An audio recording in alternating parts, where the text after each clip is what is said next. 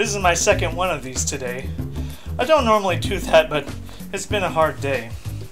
You know, if it's been a hard day for you too, then maybe we all just need to sit back and remember the things that brought enjoyment into our lives again. Maybe you just don't know how to start your video.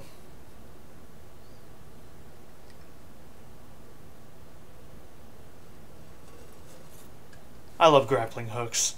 This is a scenario that happens all the time. How are you going to get from where you are to all the way up there? Sure, maybe you can jump, or a rocket can help you jump. Maybe you don't need to jump at all. Maybe you have a jetpack and you can fly up there. Or why fly when you can just run? Or you have a grappling hook! So, I don't really know how far back this goes, but the earliest game that I know of that has a mechanic like this is Bionic Commando on the NES. Seeing smooth animations with the swinging on the NES like this, I think is pretty neat for the time. And you can use the grapple as a spinny melee attack in the top-down segments. Although, I should correct myself. It's not so much a grapple as it is a Now that we've visited that, here's a few instances of this beloved utility that stand out to me in my personal history of gaming. Iggy's Wrecking Ball! Yes, wrecking balls. Imagine the terror any abandoned building scheduled for demolition would feel with a giant face like Amanda's here, coming at you at the speed of all of my pants are now soiled.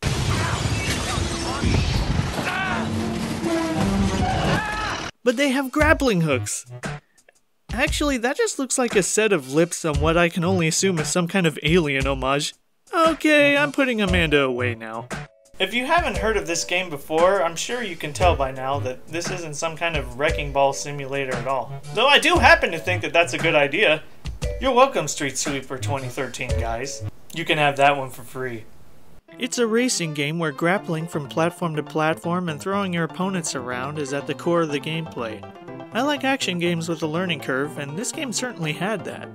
It was able to shine the best in multiplayer, I think, so I equate it with fun, frustrating 4-player mayhem and sharing a bag of smoked barbecue Doritos. Wait, where did those go anyway? What? $30? And they apparently went to Thailand?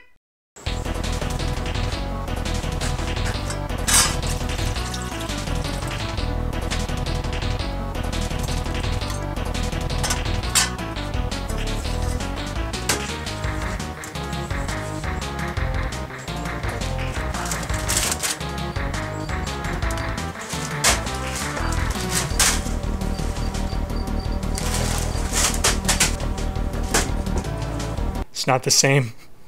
You know, I suppose those buildings ready for demolition might feel like how we all felt when we first looked up at the looming doom that was the moon in Majora's Mask. Imagine if that thing had a hookshot that grabbed people and launched them into space.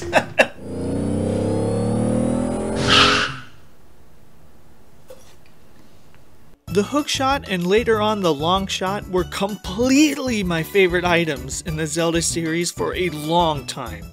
Wind Waker on the GameCube had its throw and swing variant before you got the hookshot. The HD version added motion controls alongside it, which I thought was fun. Then there's Twilight Princess, and we got the claw shot. And then...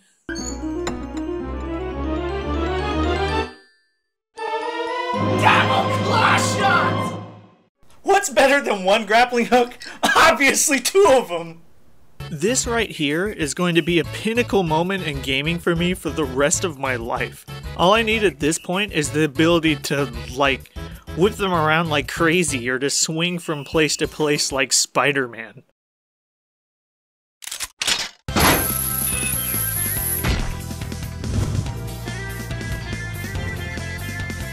I'm also giving Spider-Man 2 here an honorable mention because even though they're not grappling hooks, just moving around in this game was awesome.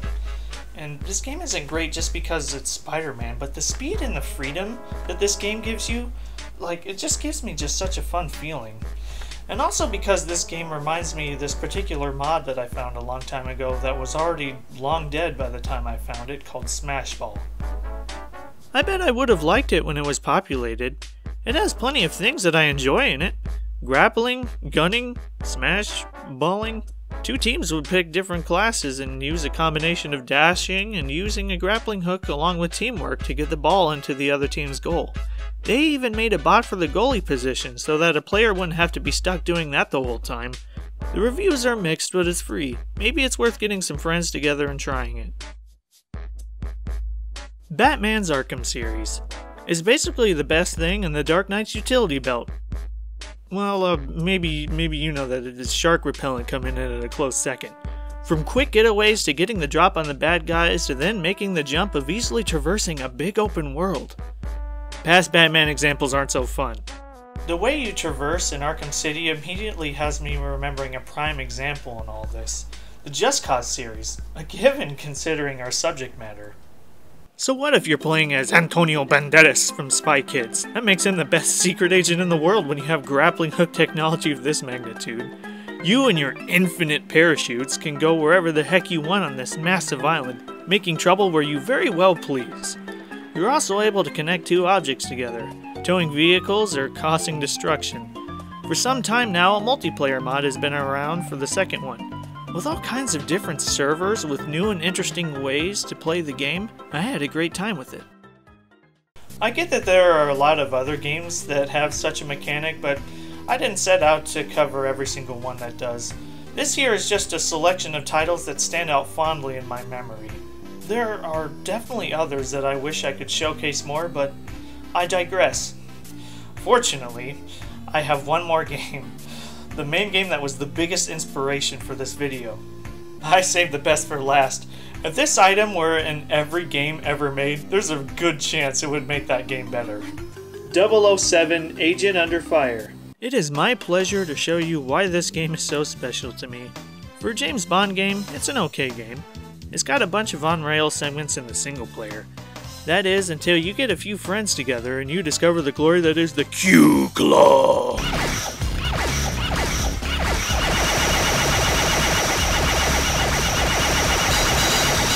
So here's this game mode that myself and a few of my friends made up back around when this game was released in 2002.